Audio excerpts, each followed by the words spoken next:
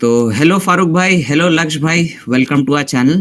तो यार आज हम लोग बात करेंगे the hot topic for the day, यहाँ पे लिवरपूल वर्सेस रियल मैड्रिड। काफी ज्यादा क्रेजी गेम हुआ यहाँ 2-0 का, लाइक लिवरपूल को एक विन मिला यहाँ पे। और लेकिन सबसे बड़ा हाईलाइट आज का मैच का था एम्बापे मिसिंग द पेनल्टी, और दूसरी तरफ सलाह missing the penalty just after 5 minutes. तो आपके क्या थॉट्स है? सबसे पहले विल स्टार्ट विद लक्ष्य भाई। तो आप बताइए लक्ष्य भाई कि आपको क्या लगता है कि ये गेम जो था, मतलब आज हम लोग को क्या दिखाया, और what is the presentation for Liverpool इसके आगे में? यार being a Barcelona fan, I to be honest wanted Liverpool to win. मैंने प्रेडिक्शन की थी 3-1, बट ज़्यादा स्कोर हो सकते थे। कोर्टुआ ने बचा लिया बहुत सारी जगह इनको। एंड जब फिर एम्बापे को पेनल्टी मिली, 1-0 हो चुका था तब तक। And Liverpool had already scored, we saw the goal. लेकिन फिर भी मैड्रिड हैड देयर चांसेस और उनको पेनल्टी मिली। Questionable penalty, I would say not a penalty, very soft. ऐसा हमने एक बार कुबारसी का अगेंस्ट भी देखा था लास्ट सीजन। वास्केस ने ऐसी डाइव मार के पेनल्टी ली थी। I am calling it a dive, I am not sure, I have to see it multiple times to be 100% sure, but लगी नहीं थी वो मेरे को पेनल्टी, वेरी सॉफ्ट। हमने आर्नल्ड स्लॉट का रिएक्शन भी देखा। एंड यहाँ पे मोमेंट था एम्बापे का। And why? Because Vini is not there, his moment to shine. Secretly I feel he wants to be the star man, and कोई secret नहीं है, पता चलता है। अब विनी नहीं है, आपकी अपॉर्चुनिटी, आप 1-1 करो और यहाँ से मैच जितवा दो। Real Madrid being real Madrid नाम का स्टोरी बन जाएगी कल न्यूज़पेपर्स में। बट होता एकदम उल्टा है, Mbappe misses. And on the other end it is not Alisson, it is not Alisson, it is the second choice keeper Kelleher. तो पेनल्टी सेव, एंड फिर और चांसेस मिलते हैं, और चांसेस मिलते हैं। साला को चांस मिलता है, पेनल्टी मिस कर देते हैं। बट कोडी गैक्पो सुपर सब आके गोल मार देते हैं। I did not expect Madrid to play this bad. I wanted Liverpool to win, but the performance was bad. जो मैं आपको अभी स्ट्रीम पे बोल रहा था, इट सीम्स लाइक आपका कोई माचो सा हॉलीवुड का कैरेक्टर नहीं होता, रॉकी बाल्बोआ ले लो, या आप टर्मिनेटर का कैरेक्टर ले लो, जो हमारे वो थे, क्या कहते हैं, कोई भी एक माचो कैरेक्टर जो चल रहा है, जिसकी पीठ में बहुत सारी बुलेट्स लगी हैं और समहाउ मैनेज कर रहा है। And the wheels are falling off, the wheels are actually falling off from Real Madrid right now. साथ भाई, टू बी वेरी ऑनेस्ट, जब ये गेम स्टार्ट हो रहा था ना, तो हमें लग रहा था कि लिवरपूल फेवरेट होगी। एक तो होम पर खेल रही थी और मैड्रिड के पास विनी जूनियर नहीं थे आज। तो लग रहा था कि लिवरपूल ये गेम जीत जाएगी, लेकिन आप कभी भी रियल मैड्रिड को राइट ऑफ नहीं कर सकते, स्पेशली इन चैंपियंस लीग। तो वो मिरेकल्स पे मिरेकल्स करते हुए नजर आते हैं। और आज की गेम में भी अगर आप देखो तो to be very honest, Real Madrid इस पूरे सीजन में जो है ना बहुत ही स्लॉपी नजर आई है। और लेकिन फिर भी जिस तरह की उनकी पास हिस्ट्री रही है पिछले 5-6 सीजन में, वो बुरा खेलकर भी जीत जाते हैं। तो हम लोग हमेशा ये देख रहे होते हैं कि जब तक 90 मिनट पूरे खत्म नहीं होते तो रियल मैड्रिड तब तक गेम के अंदर है। लेकिन लिवरपूल का गेम बहुत अच्छा गेम था, उन्होंने बहुत अच्छे से मैनेज किया, उन्होंने प्रेस बहुत अच्छा किया, उन्होंने फाइनल थर्ड के अंदर पहले हाफ में तो काफ़ी ज़्यादा चांसेस मिस किए, उन्होंने फाइनल थर्ड तक जा रहे थे, लेकिन ये था कि अपने चांसेस को अवेल नहीं कर पा रहे थे। फाइनल बॉल जो था वो मिस हो रहा था। लेकिन सेकंड हाफ में उन्होंने बहुत ज़्यादा चीज़ों को अपना इम्प्रूव किया, और उसके बाद उनके चांस क्रिएशन बहुत अच्छी थी, प्रेसिंग बहुत अच्छी थी, और ऑफ द बॉल मूवमेंट मुझे बहुत अच्छी लगी, विद द बॉल मूवमेंट बहुत अच्छी थी। और ऐसा लग रहा था कि उनके प्लेयर्स को पता है कि यार अगर वो देखे बगैर भी वो अपने प्लेयर को पास करेंगे तो वो बॉल बिल्कुल सही जगह पर जाएगा। तो इतने अच्छे तरीके के साथ वो चल रहे थे। पहला गोल उन्होंने स्कोर किया, लेकिन वही बात है कि रियल मैड्रिड के पास अपॉर्चुनिटी थी, किलियन एम्बापे के पास अपॉर्चुनिटी थी, पेनल्टी मिली उनको। लेकिन अब मुझे लग रहा था, पता नहीं क्यों मुझे ये फीलिंग आ रही थी उस टाइम पे कि एम्बापे कहीं पेनल्टी मिस ना कर दें, और वही हुआ। और मुझे लगता है कि इस पेनल्टी मिस के बाद एम्बापे के ऊपर और भी ज़्यादा प्रेशर आएगा, क्योंकि आज विनी नहीं थे। पूरी स्टोरी उनके ऊपर बन सकती थी, लेकिन वही बात है कि पॉजिटिव वे में तो स्टोरी नहीं बनी, नेगेटिव वे में उनकी स्टोरी जो है वो हमें देखने को मिल गई। और फिर इसी तरह सलाह, जो कि काफ़ी अरसे से रिवेंज लेने के चक्कर में थे रियल मैड्रिड से, आज उनको बहुत अच्छी अपॉर्चुनिटी मिली, पेनल्टी उनको मिली, उन्होंने भी पेनल्टी मिस कर दी। तो लग रहा था कि यार जब लिवरपूल अगर वो पेनल्टी स्कोर कर देती तो गेम किल हो जाती, गेम खत्म हो जाती वहां पर। लेकिन जब सलाह ने भी पेनल्टी मिस की, तो रियल मैड्रिड की हमेशा जो है वो किस्मत साथ दे रही होती है, तो मुझे लगा कि यार अभी भी वापस आ सकती है। लेकिन वही बात हुई कि रियल मैड्रिड ने कुछ अपॉर्चुनिटीज क्रिएट की, लेकिन आज उनका दिन नहीं था। लेकिन on the other hand Liverpool काफी ज्यादा क्लिनिकल रही कंपैरेटिवली, और उनकी गेम बहुत ही सॉलिड गेम थी। तो रियल मैड्रिड के लिए अब लाइफ काफी ज्यादा मुश्किल हो गई है, क्योंकि अगर लिवरपूल की बात करो तो प्रीमियर लीग में भी टॉप पर है और चैंपियंस लीग में भी वो टॉप ऑफ द टेबल है, और मैड्रिड ये गेम हारने के बाद 24th के ऊपर है। मजीद अगर वो पॉइंट्स लूज करेंगे तो क्वालिफिकेशन भी उनके लिए बहुत ज्यादा मुश्किल होती नजर आएगी। तो लेट्स सी क्या होता है अब आगे। तो हाँ, बिल्कुल, मतलब ये बहुत एक ऐसे टाइम पे एक गेम आया जहाँ पे रियल मैड्रिड चाहती ही नहीं थी कि इस टाइम पे लिवरपूल का गेम आए। इंजरीज भी काफ़ी थी और लिवरपूल भी काफ़ी अच्छे फॉर्म में है। तो कंसिडरिंग दैट, तो लक्ष्य भाई एंड फारूक भाई, आप लोग मुझे बताइए कि यहाँ से आपको क्या दिख रहा है लिवरपूल का फर्दर सीजन? मतलब कि एक सबसे पहला पॉइंट, रिलेंटलेस प्रेसिंग कर रहे हैं। दूसरा चीज़, चांसेस बहुत क्रिएट कर रहे हैं। फाइनल थर्ड में थोड़े इश्यूज है, फिनिशिंग में थोड़े इश्यूज है, but still they are still going on the top. Champions League के टॉप पे है, प्रीमियर लीग के टॉप पे है, सिर्फ एक मैच हारा है पूरे सीजन में। एंड सला is in form, and but आज सला का परफॉर्मेंस वी वर लाइक कि आज चलो बहुत अच्छा करना चाहिए था, रिवेंज लेना चाहिए था, लेकिन नहीं ले पाए। तो आप लोग का इस पे क्या टेक है? Where do you see Liverpool going from here? Lakshya भाई पहले, फिर फारूक भाई। यार जिस हिसाब से मैनचेस्टर सिटी खेल रही है तो प्रीमियर लीग तो I think they should win, but at the end of the day it is Manchester City and it is Pep Guardiola. You can never write them off again, at least in Premier League. अगर City का form यही रहा, पिछले 6 match में 5 losses 1 draw, यही form चलता रहा, तो definitely Liverpool will win the Premier League. Champions League is always a story of 2 halves, and as a Barca fan हमसे बेटर कौन बताएगा ये। अगर एक लेग में सब डिसाइड हो रहा होता तो हमारे पास एटलीस्ट 8 चैम्पियंस लीग तो होते, but unfortunately it's a story of 2 halves, it's a story of 2 legs. तो लैटर स्टेजेस में जाएगी लिवरपूल, और वहाँ पे उनको क्या टीम मिल जाए। अब जिस हिसाब का न्यू फॉर्मेट है, वी डोंट नो यहाँ से डार्क हॉर्सेस कौन बन के निकलेगा, क्योंकि आप लोअर टीम्स को भी अपॉर्चुनिटी दे रहे हो, तो वो भी शायद से बीट करते करते राउंड ऑफ 16 में कहीं ना कहीं आ ही जाएगा, फिर कोई क्वार्टर फाइनल्स में पहुंच ही जाएगा, और वहाँ पे कोई डार्क हॉर्स मिल जाए, like Ajax, like Dortmund, historically मैं बात कर रहा हूँ। और Inter Milan once upon a time नहीं एक्सपेक्ट करते थे लोग, but they were still doing very well. अब तो they are an establish team. तो winning, who will win the Champions League is anybody's guess. मतलब आप अगर ऑड्स डालोगे, देखोगे, तो आप बहुत सारा पैसा जीत सकते हो if you want to put your money on a team that wins, क्योंकि कोई फेवरेट नहीं है। मैनचेस्टर सिटी फेवरेट नहीं है, रियल डेफिनेटली फेवरेट नहीं है, बार्सिलोना फेवरेट्स नहीं है, ना लिवरपूल फेवरेट्स है। Definitely there are teams that are in form, Liverpool is in form, Barca is in form. You never know. Bayern starts firing in the second half of the season. Liverpool can win, but no clear favorites in Champions League. Premier League, definitely. If I have to put my money, अगर मेरे पास 1000 pounds हैं तो मैं वो पक्का Liverpool पे डालूंगा। मैं लिवरपूल को इतना देखता नहीं हूँ, बट जितना भी मैंने आज देखा, क्या पासिंग करते हैं भाई, क्या केमिस्ट्री है, मज़ा आ गया।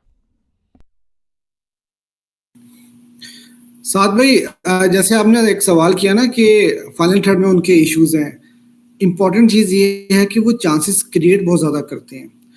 जब आप 10 12 15 चांसेस क्रिएट करोगे तो 2 तो गोल कर ही लोगे, और आज आपने मैरिड की गेम में यही देखा कि उन्होंने चांसेस बनाए, काफी ज्यादा मिस किए, क्लोज मिसेस थी बहुत ज्यादा, लेकिन फिर उन्होंने eight the end of the day उन्होंने 2 गोल स्कोर कर दिए और वो मैच निकाल के ले गए। अगर आप दोनों चैंपियंस लीग की बात कर रहे हो और प्रीमियर लीग की बात कर रहे हो, तो अगला बहुत इंपॉर्टेंट गेम है लिवरपूल का, वो मैनचेस्टर सिटी के अगेंस्ट है। अगर वो गेम वो जीत जाते हैं तो बहुत हेल्दी लीड के साथ लिवरपूल जो है वो आगे निकल जाएगी, और फिर सिटी के लिए बहुत मुश्किल हो जाएगा वापस आना।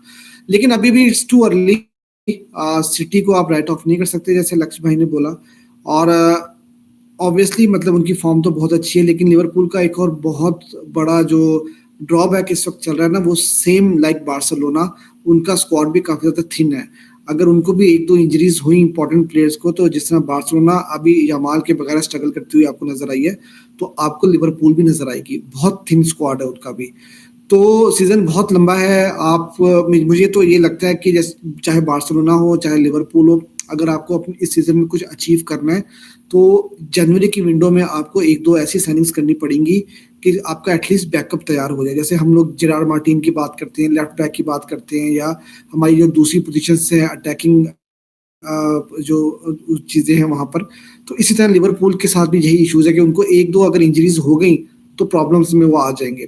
तो ये सीजन अभी बहुत लंबा है, बहुत अर्ली है, और चैंपियंस लीग का कुछ पता नहीं होता। लास्ट सीजन में किसी ने भी नहीं सोचा था कि डॉर्टमुंड फाइनल खेलेगी, तो डॉर्टमुंड आ गई थी। और उससे पहले हमने ये देखा कि एसी मिलान और इंटर मिलान वो भी सेमीफाइनल्स खेल रही है आजकल। तो सीरिया की टीम से बहुत अच्छी परफॉर्म कर रही है इस टाइम के ऊपर। तो यू नेवर नो, लेकिन अभी की तक की जो फॉर्म है उसमें रियल मैड्रिड इस सीजन में थ्रू आउट बहुत स्लोपी नजर आई है।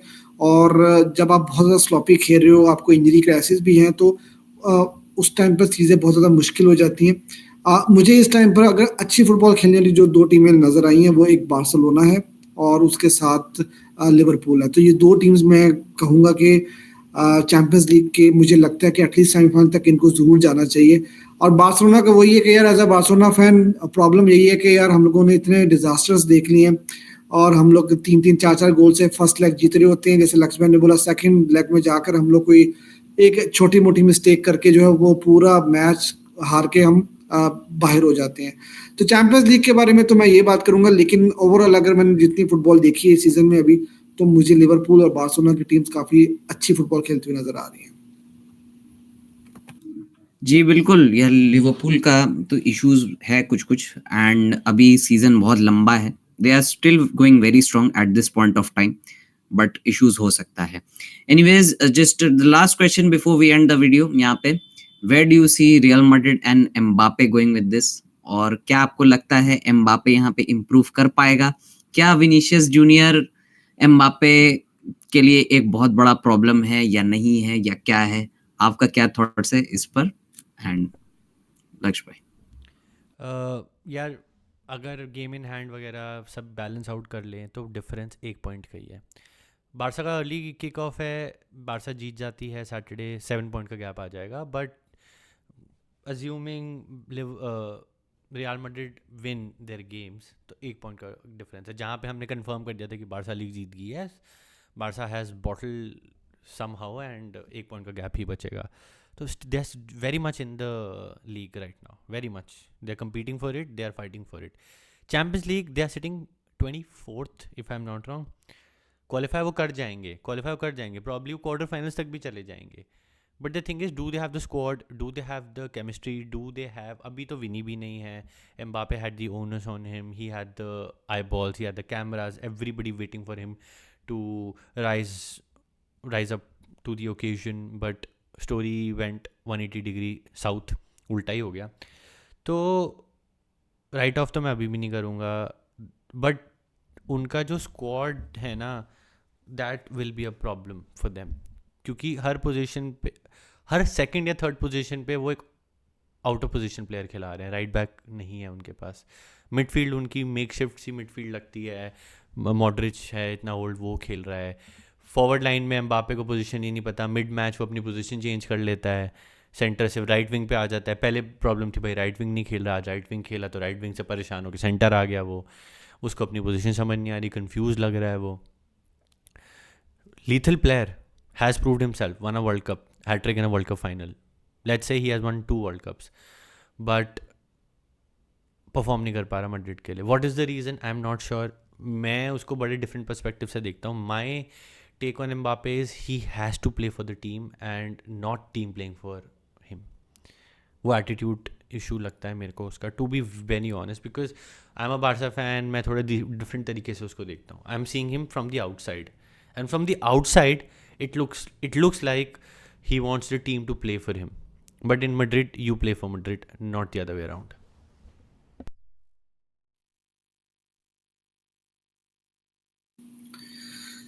साथ भाई, रियल मैड्रिड को आप कभी भी राइट ऑफ नहीं कर सकते। लक्ष्मण ने बिल्कुल सही बात की है। अगर आप ला लीगा उठाकर देखो तो गेम्स इन हैंड अगर मैड्रिड अज्यूम के वो जीत जाती है ना, तो सिर्फ एक ही पॉइंट की लीड है बारसा के पास। और दिसंबर में बारसा की बहुत खतरनाक गेम्स आने वाली हैं। अभी तो खैर अगली 1-2 गेम्स तो मैड्रिड की भी बहुत खतरनाक है दिसंबर में। तो विनी जूनियर नहीं है तो वहाँ पर पॉइंट्स वो ड्रॉप कर सकते हैं। प्रॉब्लम क्या है, मेरे ख्याल से रियल मैड्रिड बहुत ज़्यादा ओवर कॉन्फिडेंट होकर इस सीज़न में उतरी थी।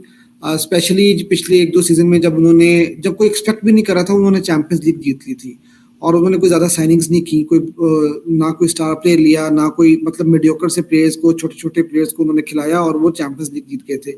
इस सीज़न में वो आए, उन्होंने एम्बाप्पे को साइन किया और मुझे ये लगा कि एम्बाप्पे को साइन करने के बाद उनकी टीम का बैलेंस टोटली आउट हो गया।